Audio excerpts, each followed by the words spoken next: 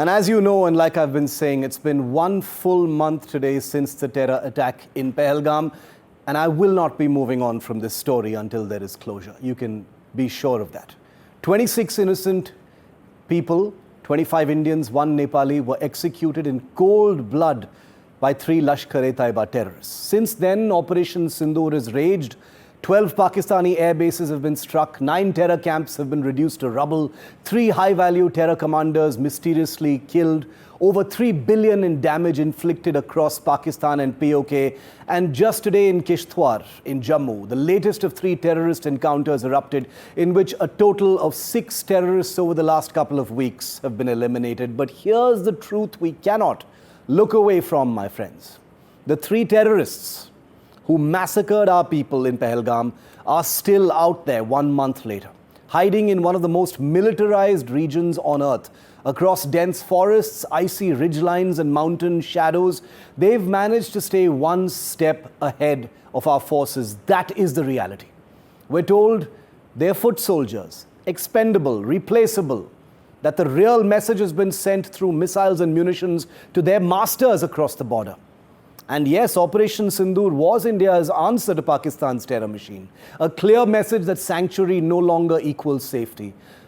But now think of the families, the people, the children, the women who were there watching their loved ones, all men, being executed by those 3 Pakistan cowards.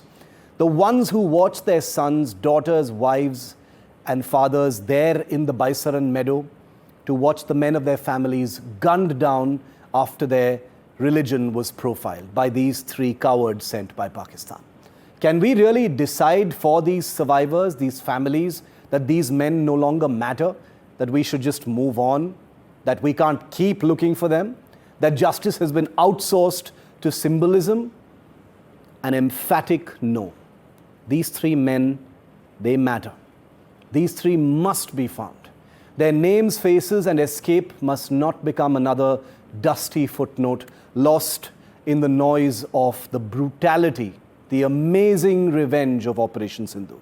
Because until they're caught, this wound does not close. Think of the families. You and I can talk about letting those 3 go, forgetting about them because we've done so much damage to Pakistan. But think of the families who saw these 3 men in the eyes. And we owe them that much to those 26 souls who never came home.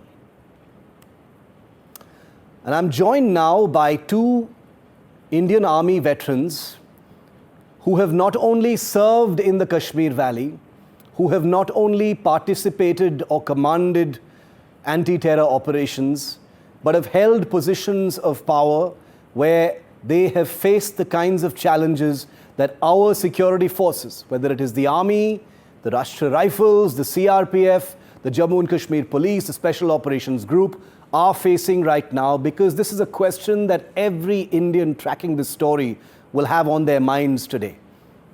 Lieutenant General Rameshwar Yadav, former Director General Infantry, and also with us is Major General Yash Moore, also a well-known analyst and Army veteran. Welcome to the both of you. Thank you for being with me.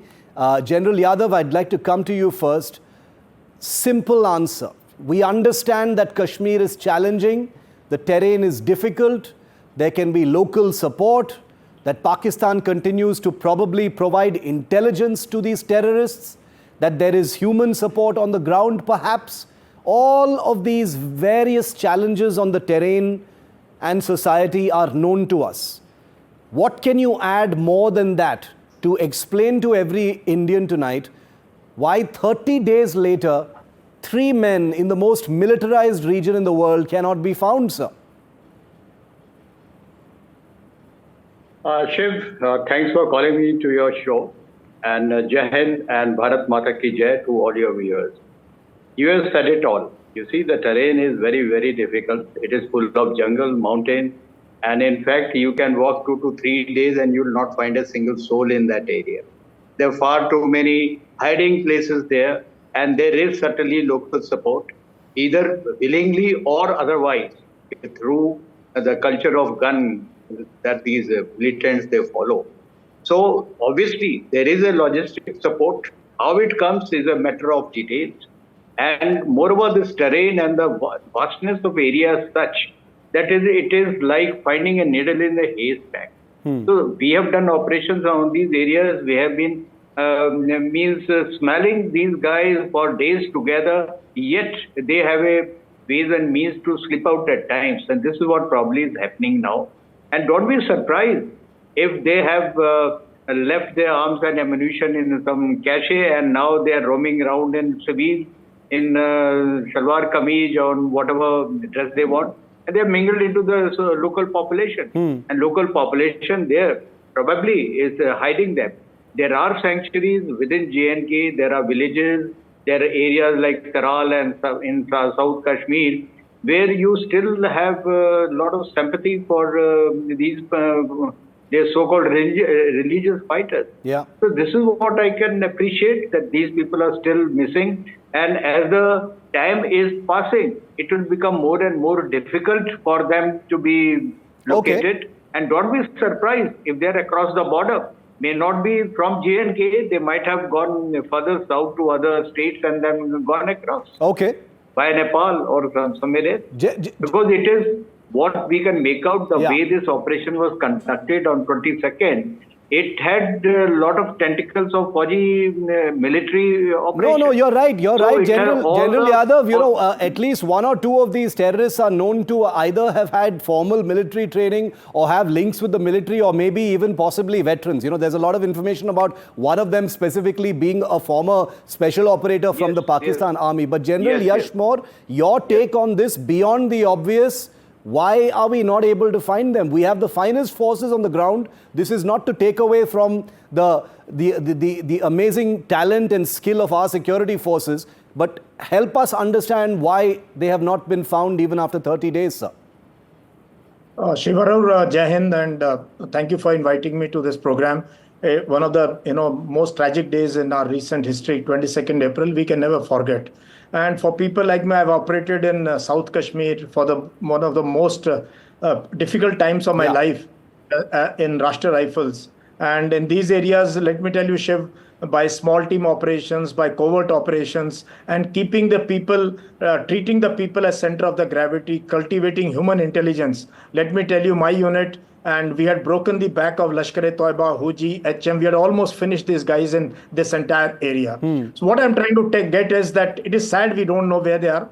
They are not superhumans. They are not even. I've seen these guys very, very closely. Okay, they are ahead of us. They can walk 5 to 6 hours in a day, but finally they do need a resting place. They do need to sleep. They need to eat. They need to communicate. The communication network they have, we are unable to decipher that. We are unable to tap into their communication network. So we really have a challenge on the tech side. The other side, Shiv, I have been telling army officers all my service career that we need to hit the ground running. We need to, reach out to the people. There are sufficient people in the valley who require us, who just hate this Pakistani Muslim. I saw it everywhere I went in Kashmir, sir. I saw it everywhere. I was there for 3 weeks.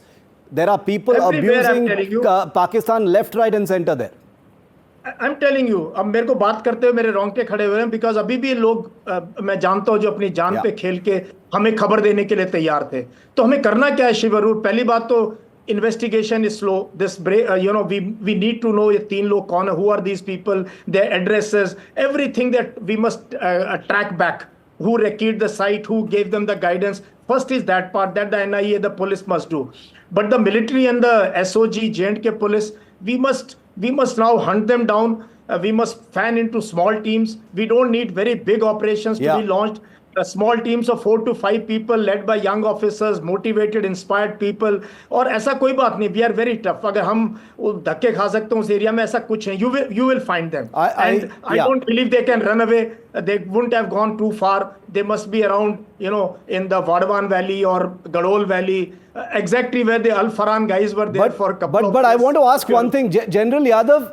There is no possibility that they could have gone back across the LC into POK or Pakistan, because most people we spoke to said in this scenario post Pahalgam that is virtually impossible. Is that correct? that the chances of them having gone back is virtually nil? It is very, very difficult, but possibility cannot be ruled out. Yeah.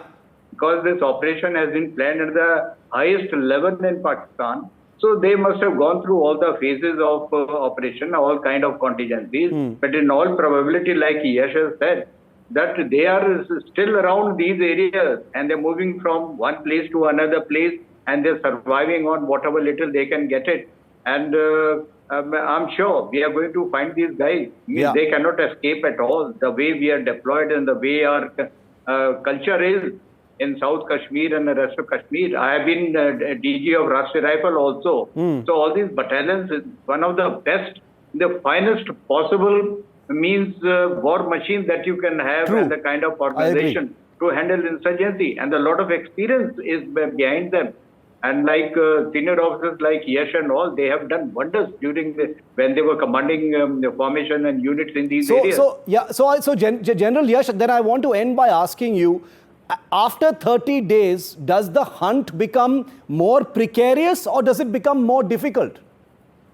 See, it is difficult from day one. See, Shiv, they got 1.5 hours notice. Yeah. After they killed these people, by the time we reacted and by the time we started the chase, they got 2 to 3 hours of notice. In mountains, 2 to 3 hours is one ridge line ahead.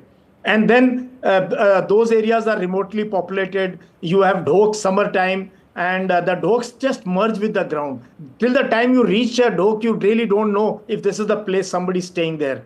3 people can really melt away. But the challenge is that we have to, if somebody has to plan this entire thing, make a grid, use technology, use boots on ground, and use people on ground. I'm telling you, people are the center of gravity. They will give you information. Finally, when they get killed, it will be some people who inform us. So that is what is our challenge. And I'm sure sooner or later, some young, small team will surely neutralize them. I'm going to end on that note, but I thank General Yadav, General Yashmore for joining me on this, because it's good to hear that, people might move on to other things, move on to other stories, but those 26 families have seen the faces of these 3 men. They will not be moving on from this. And I guarantee you that I will not be moving on from this until that small team, like you said, General Yash, will find these guys somewhere and evaporate them from this earth, because that, to me, is going to be closure to what happened in Pahalgam. Thank you, Generals, for being with me here on Discussion and Story #1 here on India Matters.